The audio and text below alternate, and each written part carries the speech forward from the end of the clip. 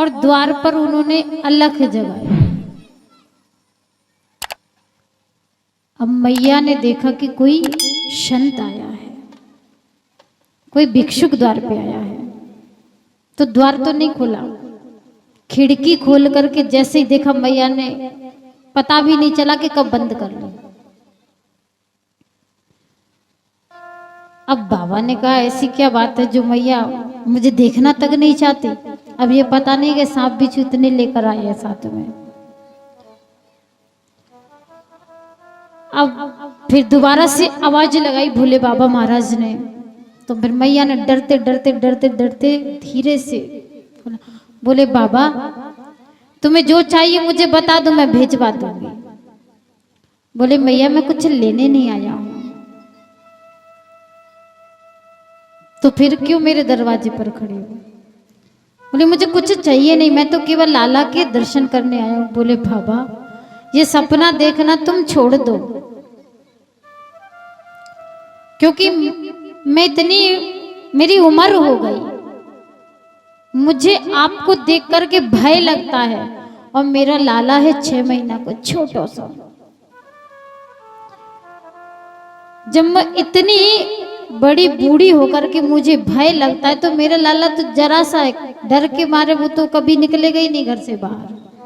इसलिए कृपा करके आप यहाँ से पधारिए और जो चाहिए मैं आपको भिजवा दूंगी। बोले नहीं मैया मैं तो केवल और केवल दर्शन के लिए आया हूं, मैं कोई भिक्षुक नहीं हूं। बोले भेष तो भिक्षुक का, और कहते हैं भिक्षुक नहीं हूं, कौन है फिर तुम? अब तो बेचारे बाबा बैठ गए। बोले मैया दर्शन करके ही जाऊंगा। बोले भैया मैं तेरे हाथ जोड़ू, बाबा मैं तुझे दर्शन नहीं करा सकती। अब देखो कहते स्त्री हट भी बहुत बड़ी होती है, मैया तो हट पड़ गई, तो बाबा ने भी हट पकड़ ली। पर त्रिया हट के आगे बाबा की हट नहीं चलती। कितनी बार बोला, बोले मैं उम्र भर यहीं बैठ जाऊंगा जब तक मुझे दर्शन नहीं मिले। बोले बाबा तू जिंदगी भर तू मर जा यहाँ बैठो द्वार पे, पर मैं दर्शन नहीं कराऊंगी, क्योंकि मेरा महल कोई छोटा मोटा महल तो है नहीं, विशाल काय महल था मैया का। बोले इतने तो न जाने कितने तो दरवाजे हैं, चाहे जो सा दरवाजा खोल दूंगी मैं, पर तुझे दर्शन नहीं कराऊंगी।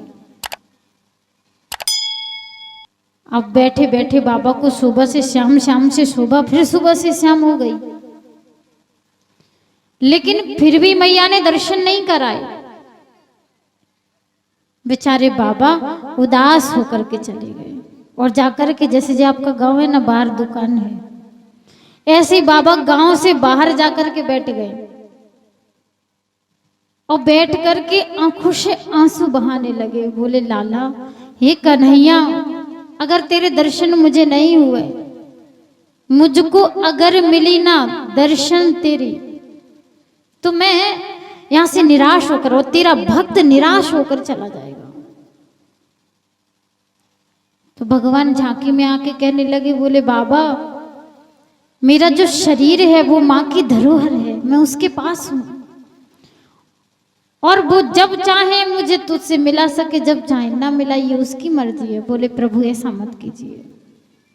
बोले तो ठीक है हम कुछ करते हैं। तो भगवान ने लीला की और रोना शुरू कर दिया। अब परमात्मा रोने लगे, और जैसे ही भगवान रोने लगे, हाय दैया हाय दैया। मैया कभी गोद में लेती है, कभी पालने में झुलाती है, लेकिन लाला का तो रोना चुप ही नहीं होता। और अड़ोसी पड़ोसी की मैयाओं ने सुना तो दौड़ चली आई।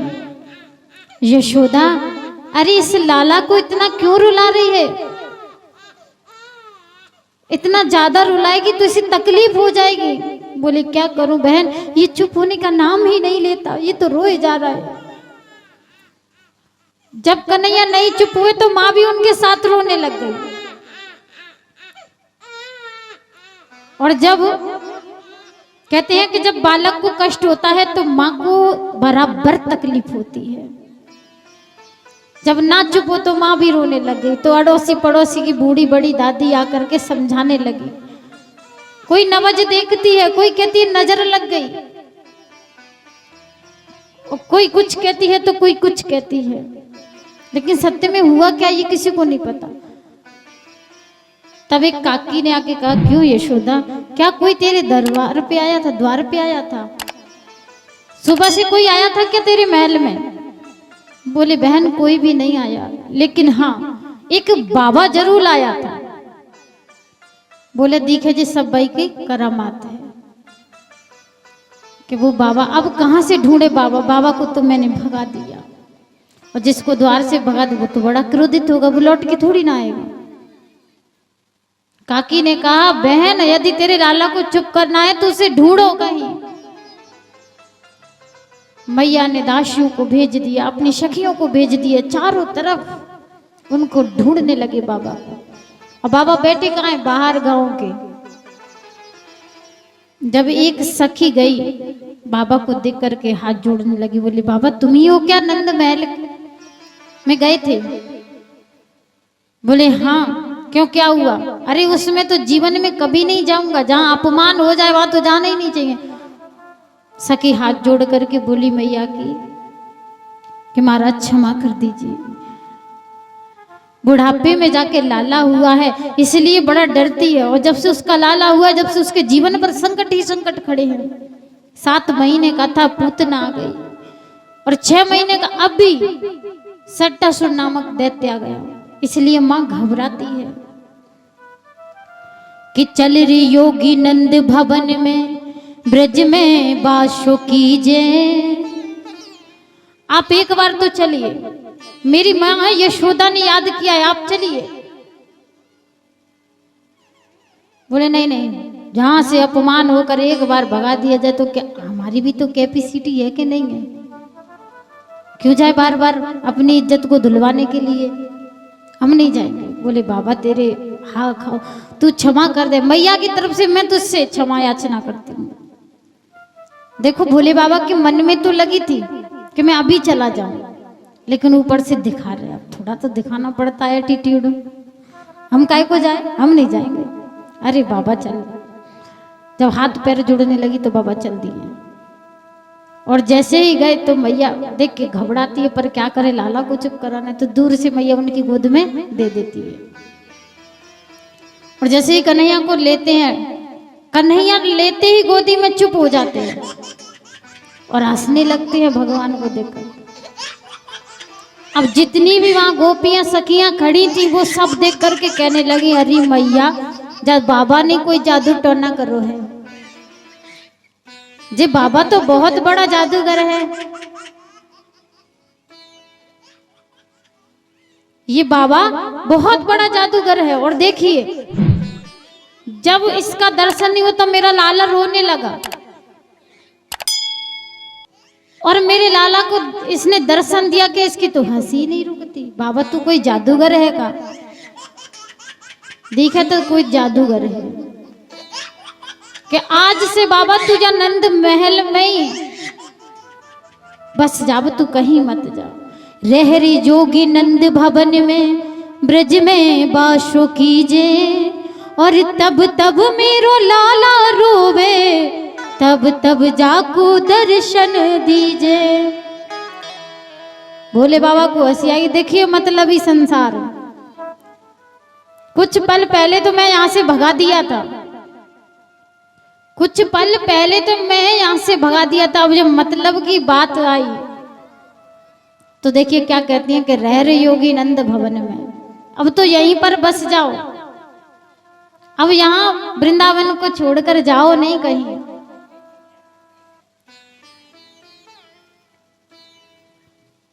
अब तो महाराज भोले बाबा का वहीं पर मंदिर बना दिया, नंदेश्वर महादेव के नाम से पूजे गए। बोलिए नंदेश्वर महादेव की।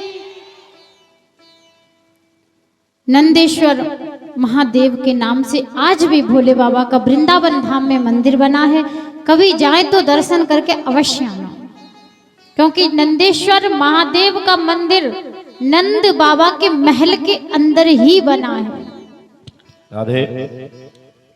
और हमारी माताजी श्री जाराबाई, इनकी तरफ से ₹51 भगवान के चरणों में प्रदान हुए हैं। भगवान के भंडार हमेशा धन धान से भरे रखे।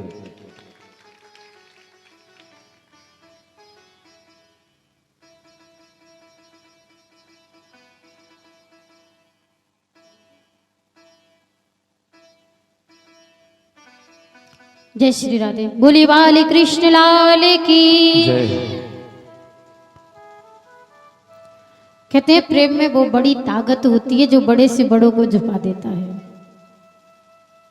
हमारे जजमान जी पधारे हैं रमेशरा गांव से, जिस गांव में एक नहीं दो बार कथा करके आए हैं हम।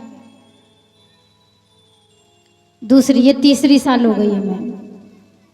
तो ये सब प्रेम का कारण है। कहीं भी कथा हो या तो हमारी चाची जी चाचा जी स्वयं आ जाते हैं या अपनी बच्ची को भेज देते हैं। कहीं भी आस पास में हो उनको जरूर आना है कथा में। तो ये सब प्रेम भाव है। राधे कृष्णा इतनी दूर से पधारे हैं। बोली वृंदावन बिहारी लाल की। अब यहाँ पर जैसे ही महादेव जी का मंदिर बनाया गया, अब तो कन्हैया जरा भी रोते तो मैया उठा के भोले बाबा के मंदिर में पटक देती, ले बाबा तू चुप कर, और कन्हैया चुप हो जाते।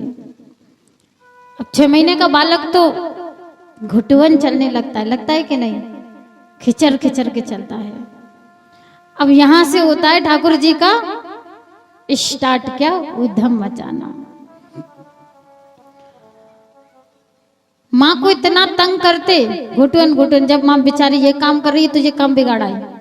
बालक ऐसे ही तो करता है, ये उठा वो रख, ये कर वो कर, बस थोड़ा सा उसके हाथ पैर चलने लग जाए फिर वो किसी को गिनता नहीं है। इतना तंग करते माँ को इतना, और तो और हूँ हाँ थोड़ा थोड़ा बोलने भी लगे। एक बार क्या हुआ कि नंद बाबा पूजा कर रहे थे पूजा घर में, ठाकुर जी बैठे थे बाहर। जैसे ही मंदिर में घुसने को हुए तो उनके पिता महाराज ने कहा, नहीं लाला ये मंदिर है, जी जय जय माई है, इसमें अंदर नहीं आते। बोले काय को नहीं आते? तोतली बोली मधुर सुहाए। बोले नहीं बेटा ये पूजा घर है, इसमें बिना स्नान किए नहीं आते। बोले डांट करके वहीं बिठा दिया। अब जैसे ही डांट करके उनको बिठा दिया, अब वैष्णवों में क्या है कि जब पूजा करते हैं अर्चना वंदन करते हैं तो अपने चेहरे को ढक लेते हैं किसी चीज से। कोई चदरिया उड़ लेता है, कोई कुछ करता है। तो ब्रजवासी ऐसे पूजा कर रहे थे तो जब तक देखा कि बाबा के नेत्र बंद है, चले गए अंदर और शालिग्राम जी महाराज को उठाया और मुखारविंद में प्रवेश कर लिया। अब इधर करते उधर करते कड़कड़ की जैसी आवाज आई, दांतों में लगे छोटे छोटे से दांत भगवान के। बाबा की पूजा में मन नहीं लगा कि आखिर में ये हो क्या रहा है। जैसे ही नेत्र खोल कर देखे तो पंडित जी पास में बैठे हैं, पुजारी जी महाराज। बोले लाला मैंने मना किया था ना कि मंदिर में नहीं आते। और जैसे ही हाथ जोड़े भगवान की क्षमा याचना करने के लिए तो सामने देखते हैं तो शालिग्राम जी तो है ही नहीं है। बोले लाला तूने अपने भगवान को देखा? अब भगवान जी के मुंह में भगवान लगे तो वो कहां से बोल जाए। कुछ उत्तर नहीं देते, कोई उत्तर नहीं। अब कोई एक बार पुकारे 2 बार पुकारे तो फिर गुस्सा तो आता है कि कोई उत्तर ही नहीं आ रहा है। बाबा को गुस्सा है और एक लगाया गाल के नीचे के शालिग्राम जी बाहर। बोले दारी के तू भगवान को खा गया। चिल्लाने लगे, हाथ से पकड़ करके ले गए मैया यशोदा की गोद में पटक दिया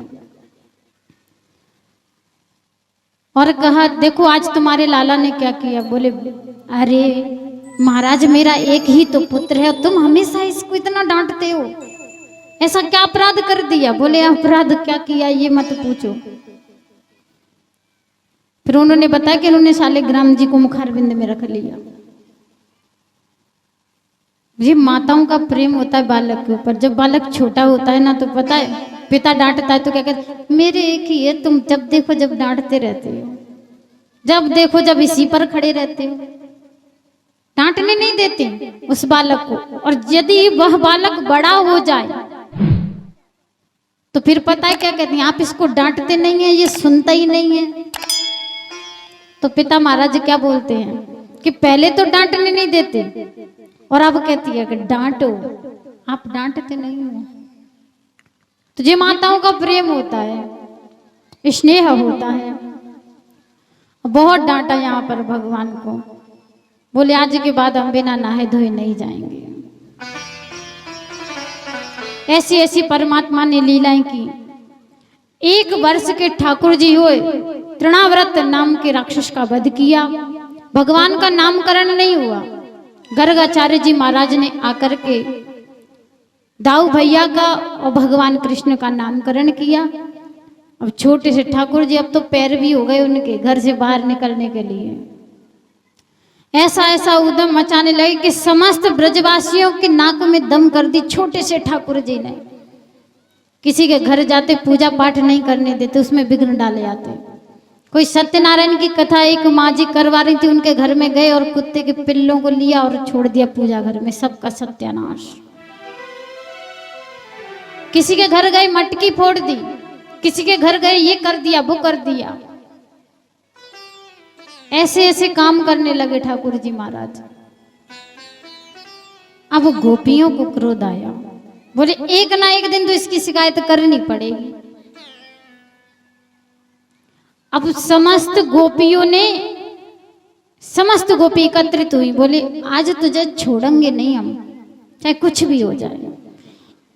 सुखदेव जी महाराज राजा परीक्षित कहने लगे, राजन ये गोपियों का प्रेम था, ये ताना, ये बहाना, ये उलाहना तो केवल एक बहाना था, और गोपियों को तो कृष्ण के दर्शन करने जाना था।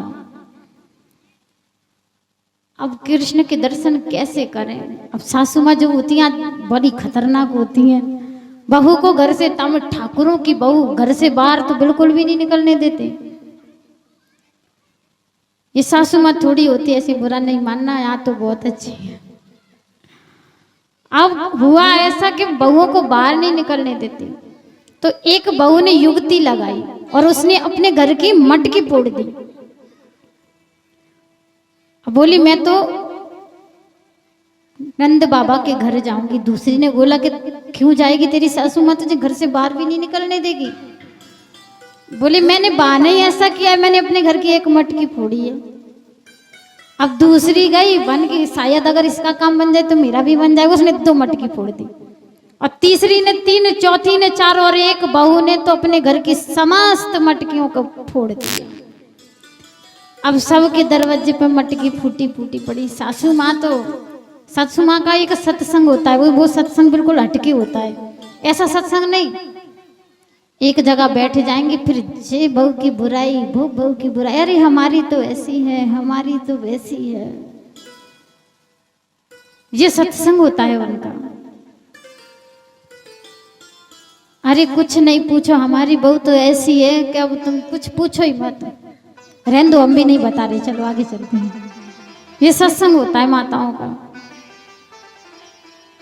एक बहू थी बेचारी, रोज कथा सुनने आती, उसका मन भगवान में बहुत लगा था। और जो उसकी सासू माँ थी वो बड़ी खतरनाक थी। जैसे बहू सत्संग से वापस घर के लिए जाती तो वो तनी तनाई बंदूक की तरह रहती उस पर। जैसे ही बहू घर में आती तो कहती तू काम से बचने के लिए रोज जाकर भागवत में बैठ जाती हो, ताकि काम ना करना पड़े, बहाना मिल जाए तुझे। अब बेचारी, अब सासू माँ 4 गई तो बहू तो दुख घेगी, वो नहीं रुक सकती, वो नहीं सुनेगी बिल्कुल। क्यों सुने भाई, क्यों सुने? वो पराए घर से आई है, इसका ये मतलब तो नहीं है कि वो सुन सुन के जिए, वो नहीं सुनेगी, बल्कि सुना सुना के जिएगी। अब वो भी 4 कहती, 1 दिन की कथा, 2 दिन की कथा, 4 दिन की कथा, 5वें दिन तो बेचारी बहुत क्रोधित हो गई। कथा में लेट पहुंची तो व्यास जी ने पूछा, व्यास जी के पास गई। व्यास जी ने पूछा क्यों, क्या हुआ बेटा, कोई तकलीफ है, तेरा मुख उदास है। बोले महाराज क्या बताऊं, मेरी सासू माँ है ना, जब मैं सत्संग में आती हूँ तो मुझसे हमेशा यहाँ से गई तो लड़ेगी, वहां से आई तो लड़ेगी। बोले एक काम कर, मेरे पास दवाई है, ये ले जा, तेरी सास का मुंह बंद हो जाएगा। अब वो शीशी को लेकर गई। बोले इसका प्रयोग कैसे करना है? बोले इसका प्रयोग ऐसे करना है कि एक ढक्कन लेकर के मुंह में डाल लेना, जब घर जाओ, घर की देहरी में अंदर पैर रखो तो एक ढक्कन मुंह में डाल लेना, पर याद रखना ना वो बाहर निकालना है ना वो अंदर लेना है। बोले ठीक है, चली गई। और जैसे ही दरवाजे पर उसने पैर रखा, वो तनी होगी तोप की तरह, इसलिए उसने अपने मुंह में एक ढक्कन ली और दवाई डाल ली, अंदर प्रवेश किया। अंदर सासू माँ तो रोज कई वही काम सुनाने लगी, ऐसा वैसा। अब बेचारी बहू जहर का घूंट पीने लगी। बोली अगर महात्मा ने, व्यास जी ने अगर किया ना होता कि बाहर और भीतर नहीं करना है, तो मैं भी इसको 10 सुनाती आज, मगर बेचारी जलने लगी। क्या करे क्या करे, कुछ नहीं। फिर दूसरे दिन भी दवाई डाल ली, तीसरे दिन भी डाल ली, चौथे दिन दवाई खत्म हो गई। फिर व्यास जी के पास आई। बोले महाराज वो दवाई जो थी वो खत्म हो गई जो आपने दी थी। बोले पहले बता कि तेरी सासू माँ तुझसे कुछ कहती है? बोले महाराज ये बात तो है कि वो कुछ कहती नहीं, अब 2 दिन से तो बिल्कुल ही चुप है। सासू माँ पता है क्या कहती जब बहू नहीं बोलती? कि मेरी बहू भागवत सुन सुन के सुधर गई है, कुछ कहती नहीं है। ये पता नहीं कि उसके मुंह में दवाई लगी है। मेरी बहू सुधर गई है भागवत सुनते सुनते। हर गांव की बहू को यही करना चाहिए कि भागवत सुनने जाना चाहिए ताकि वो सुधर जाए। मेरी बहू तो देखो अब तो बढ़ाई होने लगी बहू की। अब सासू माँ जहां भी सत्संग में